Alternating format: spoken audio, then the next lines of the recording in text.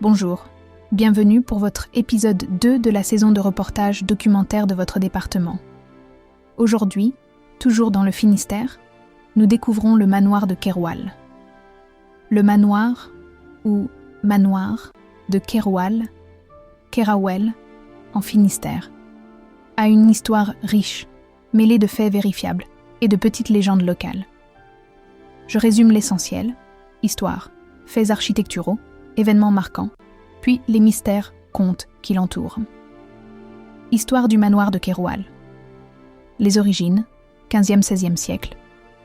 Le site de Keroual, ou Kerawel, village du mur fortifié, en breton, est mentionné dès le 15e siècle. C'était alors un manoir seigneurial appartenant à la famille de Penancoët, une ancienne lignée bretonne implantée dans le Léon. Le manoir originel était probablement une demeure fortifiée, entourée de bois et de terres agricoles. On y trouvait un corps principal en granit, une chapelle privative, un pigeonnier seigneurial, symbole de noblesse, un jardin clos et des douves partiellement encore visibles. Le domaine servait à la fois de résidence et de centre d'exploitation rurale. À la Renaissance, il fut agrandi et décoré dans un style plus résidentiel, marquant la prospérité de la famille. Le siècle de Louise de Keroual, XVIIe siècle. La naissance d'une favorite royale. La figure majeure du lieu est Louise Renée de Penancoët de Keroual, née en 1649 dans le manoir. Son père, Guillaume de Penancoët, était seigneur de Keroual, et sa mère, dame de Penancoët de Kermabon.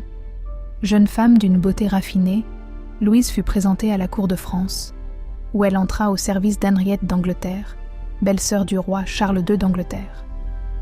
Lors d'un séjour diplomatique entre les deux royaumes, vers 1670, Louise suivit Henriette à Londres et devint rapidement la favorite du roi Charles II, une Bretonne à la cour d'Angleterre. À Londres, Louise prit le titre de duchesse de Portsmouth et devint l'une des femmes les plus influentes de la cour. Elle eut un fils du roi, Charles Lennox, ancêtre de la famille Lennox, Gordon Richmond, toujours présente dans la noblesse britannique. Louise de Keroual incarna le lien franco-britannique à une époque de tensions et d'alliances fluctuantes. Elle resta fidèle à sa foi catholique, ce qui lui valut autant d'admirateurs que de critiques. Le manoir, symbole et souvenir Louise, n'oublia jamais Keroual. Elle fit restaurer partiellement le domaine familial et entretint des liens avec la Bretagne. Des lettres d'époque, conservées partiellement, mentionnent des envois d'argent et d'objets à ses proches restés à Guilherme. Déclin, révolution et guerre. Au XVIIIe et XIXe siècle, le domaine passa entre plusieurs mains, parfois abandonné ou loué à des fermiers. Pendant la Révolution française, les biens seigneuriaux furent confisqués. Le manoir fut partiellement endommagé et pillé. Durant la Seconde Guerre mondiale, le manoir fut occupé par les Allemands, notamment en 1943-1944. Lors de la libération de Brest, septembre 1944, il fut incendié volontairement pour empêcher son utilisation militaire. Il resta longtemps à l'état de ruine, envahi par la végétation, jusqu'à des tentatives de restauration partielle par la ville de Brest et des associations locales à partir des années 1980. Légendes, mystères et folklore 1. Le fantôme de Louise. Selon une légende locale, Louise de Keroual reviendrait parfois hanter les ruines de son manoir natal, les soirs de brume. On l'a dit vêtue de soie blanche, tenant un éventail ou une lettre. Elle errerait dans les couloirs disparus, cherchant le chemin vers la mer, vers l'Angleterre, où elle a laissé son cœur. Les habitants de Guilherme évoquaient encore au XXe siècle des bruits de pas dans les feuilles, des lueurs dans la tour effondrée, ou un parfum de fleurs d'oranger qu'on associe aux dames de cour du XVIIe siècle, émanant du vent du soir. Les souterrains de Keroual. De nombreux témoignages affirment qu'un passage souterrain relierait les ruines du manoir à un ancien prieuré voisin, voire jusqu'au port de Brest. Aucune fouille n'a jamais confirmé cela, mais des traces d'anciennes galeries d'écoulement d'eau existent sous la propriété. Ces souterrains ont alimenté des récits d'évasion pendant la Révolution ou de cache d'objets précieux, pendant l'occupation. Le miroir de la duchesse. Autre légende, un miroir ancien, qui aurait appartenu à Louise, aurait été retrouvé au XIXe siècle dans une aile effondrée. Les habitants racontent que ce miroir reflétait non pas le visage de celui qui s'y regarde, mais celui qui l'aime.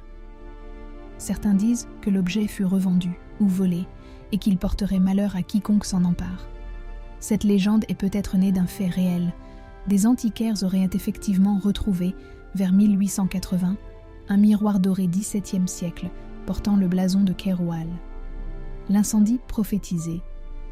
Une vieille croyance populaire affirme que Louise aurait maudit quiconque détruirait le domaine, promettant que la maison de Keroual ne brûlerait que par trahison. Le fait que le manoir ait été incendié en 1944 par les occupants allemands, pour ne pas le laisser aux résistants, a renforcé cette idée d'une malédiction accomplie. Les esprits du bois de Keroual. Le grand bois de Keroual, qui entoure le manoir, a toujours été un lieu de conte. On y parlait autrefois des korrigans, petits esprits bretons, de feux follets dans les marais voisins et de chênes sacrés abritant les anciens dieux celtiques. Les promeneurs nocturnes disaient que les ruines s'illuminent certaines nuits, ou qu'un bruit de clavecin monte du manoir à la Saint-Jean. Souvenir de fêtes passées. Le manoir aujourd'hui. Les ruines sont partiellement consolidées et situées dans le bois de Keroual, un espace naturel de 50 hectares géré par la ville de Brest. Le lieu est aujourd'hui un site de promenade, de culture et d'événements. Le festival Astropolis y tient parfois des scènes et des associations locales proposent des visites historiques et comptées. Des projets de restauration et de valorisation patrimoniale sont régulièrement évoqués.